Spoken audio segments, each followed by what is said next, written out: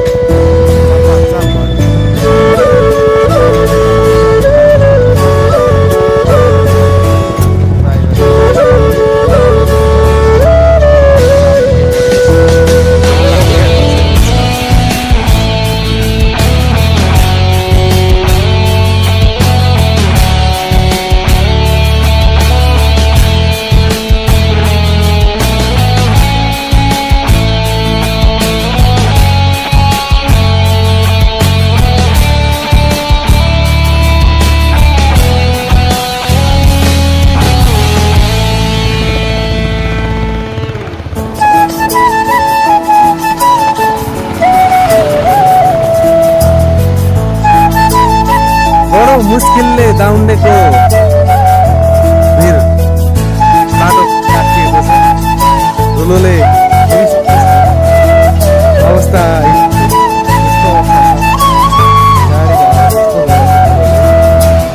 अब चाहिँ सायद आशा गरेका छौँ त्यति धेरै धुलो नहोला। माथि देखिएको छ धुलो उडी राम्रो त्यो धुवा होइन हुस्से होइन धुलो गाडी कुदेको त्यस्तो अवस्थाबाट हामी हिँडिरहेका छौँ। बुझिरहेका छौँ गाडीको अवस्था देख्छ। केही सास अलिकति फेर्न सकिन्छ कि जस्तो छ तल हेर्दा।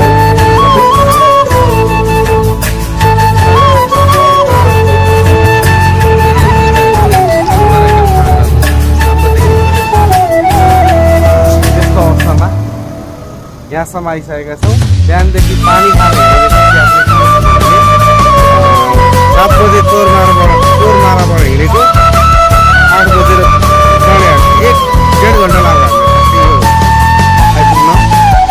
दाउन्डेको उकालो ओह्रालो पत्नको लागि त्यति टाइम लाग्यो। अब भने यात्रा हाम्रो अगाडि बढ्छ। धुलो रहित छ कि भन्ने छ। अब त धुलो छैन होला नि दाजु? छैन होला। अब त्यस्तो भइरहेछ। गाडी त्यस्तो हुन्छ के गर्नु? गाडी पनि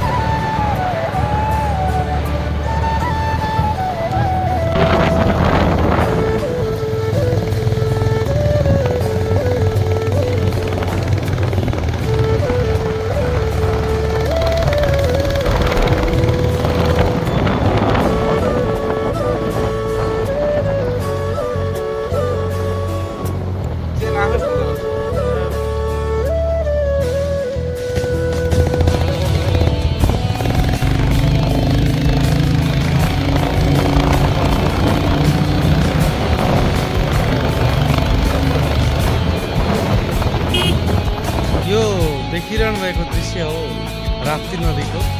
यतिखेर हामी दाङको भालुवाङ बजार अगाडि छ। हामी राप्ती नदी पुलमाथि बसिरहेको छ। तपाईँ पनि लाग्यो। समय ठिक दिउँसोको 12 बजेको छ।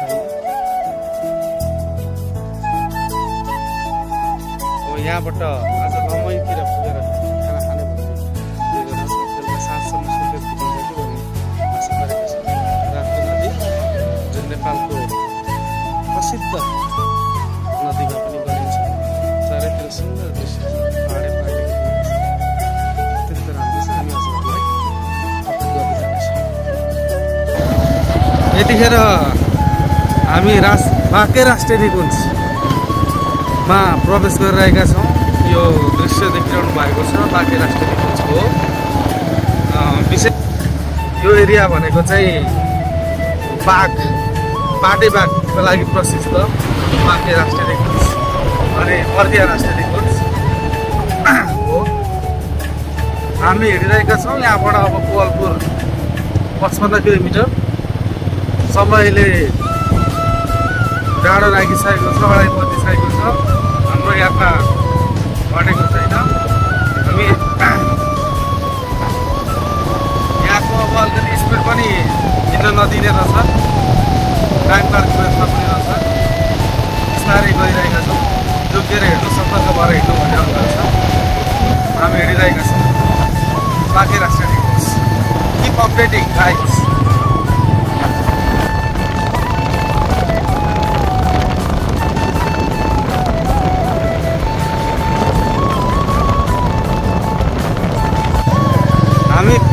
बाँके राष्ट्रिय निकुञ्ज माइङी छौँ अहिलेसम्म कुदिरहेका छौँ। टाइम प्याड लिइसक्यौँ हामीले पनि। 35 देखि 40 भन्दा बढी स्पिडमा कुदाउन पाइने छैन र काहीँ गाडी रोक्न पनि दिइने छैन। चारैतिर क्यामेरा छ भनिएको छ। यद्यपि अत्यन्तै पिसाब आएर यहाँ एकजना मित्रले फेर्दै हुन्छ। ठ्याक्कैसँगले टाइम कार्ड दिएको छ। हामी जाँदैछौँ अहिलेसम्म। अत्याधिक मात्रामा वन्यजन्तु तोडदोड गर्ने क्षेत्र भएको कारणले गर्दा स्पिड हाक्न नदिएको यहाँ हेर्न सक्नुहुन्छ। कोवलपुर 33 किलोमिटर रहेको छ। हामी दुईजना दिइरहेका छौँ। कस्तो भइरहेछ जीवन दाइ अहिले?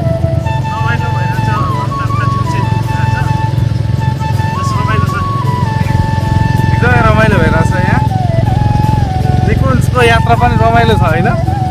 बिस्तारै जानु पर्यो आनन्दले। बस यति चाहिँ होस् बाटोमा बाघसँग जम्काभेट नहोस्। होला बाघले केही नगर्ला तर पनि हाम्रो सातो उड्ला के होला कसो होला खराब हुन्छ नि। यहाँ वर्करहरू काम गर्दै हुन्छ। उहाँहरूलाई विशेष पर्मिट होला।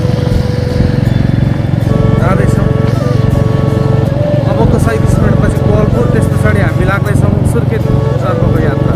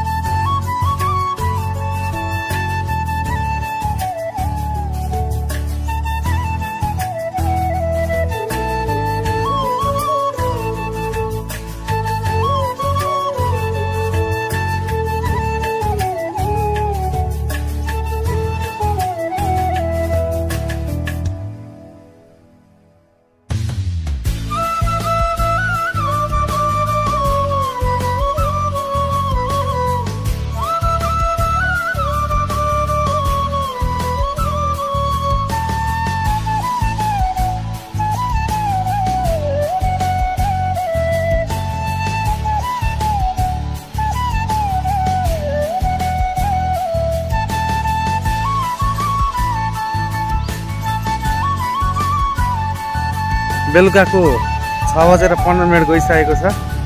हामी यति बेला भेरी नदीको किनारमा छ। भेरी नदीको पुल रहेको छ मेरो पछाडि देखिएको, मुनि बगिरहेको छ भेरी नदी। शालीन अत्यन्त सुन्दर। म तपाईँलाई देखाउँ यहाँबाट। भेरी नदीको नामबाट अञ्चल पनि राखिएको थियो, भेरी अञ्चल। अहिले कर्णाली प्रदेश भएको छ। पुल पनि अत्यन्त सुन्दर तरिकाले डिजाइन गरिएको रहेछ यहाँनिर। खुल्ला राम्रो हेर्दाखेरि आहा भन्ने खालको। हामीलाई सुर्खेत पुग्नका लागि 15 किलोमिटर हाराहारी छ यहाँबाट। तकरिबन 6:45 बजेतिर हामी सुर्खेत पुग्छौँ। आजको बास त्यहीँ बस्ने निदो गरिसकेका छौँ। म सुर्खेत पुगेर हजुरहरूलाई अपडेट गर्नेछु। कोवालपुरबाट हामी उत्तरतर्फ लागेर लगभग 70 किलोमिटर माथि आइसके पछाडि भेरी नदी भेटेका हौँ। हामी एकछिन यही विश्राम गर्नेछौँ, तत्पश्चात सुर्खेततिर लाग्नेछौँ। खाना मिठो छ। खाना मिठो केले बनाउँछ? सुपले बनाउँछ। सुप चाहिँ थपी खानुपर्छ है। सुप पनि आएको छ हैन? आउँछ ल ल ल बल्ल सास आयो। धुलो मैलो खाँदै खाँदै हामी सुर्खेत आइपुग्यौँ। आएर फ्रेस भयौँ। यतिखेर हामी सुर्खेत बजार जुम्ला रोडमा छौँ। राजधानी एन्ड लजमा बसेका छौँ। दिल्ली प्रसाद सुवेदीज्यूको होटेल सुर्खेत बजार देखिरहनु भएको छ तपाईँले। यो बेलुकीको समय हो, चाप एकदमै कम भएको छ। बाटो राम्रो छ। भोलि यता यहाँबाट पनि जाँदो रहेछ एउटा बाटो, उता कालीकोट जाने, यताबाट पनि जाँदो रहेछ। अब भोलि कुन बाटो जाने भन्ने कुरा भोलि नै डिसाइड गर्नेछौँ। 1-2जना साथीहरू पनि भेट्न आउने भन्दै हुनुहुन्छ। भोलि भेट्नेछौँ।